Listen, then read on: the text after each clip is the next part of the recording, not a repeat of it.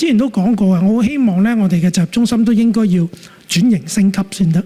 即係我哋而家有3個嘅行業性招聘中心，有2間青年就業起點。我哋成日話要釋放潛在勞動力，係咪可以改一啲專針對長者、少數族裔、婦女嘅一啲就業支援中心同配對中心咧？即係咁樣係更加有針對性。佢個定位係一個綜合性嘅全面嘅服務啊！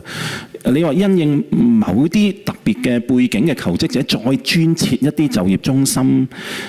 過往我哋都有啲類似意見嘅，真係都聽過嘅。譬如啲新來港人士啊，甚至話少數族裔，但係我哋最終都思考過呢，可能透過一個綜合性嘅就業中心，佢可以面向所有唔同背景嘅求職者嚇，咁或者係啦，佢可以嗱，我哋嗰啲一樣嘅婦女啊，其他都可以一樣會照顧到佢哋。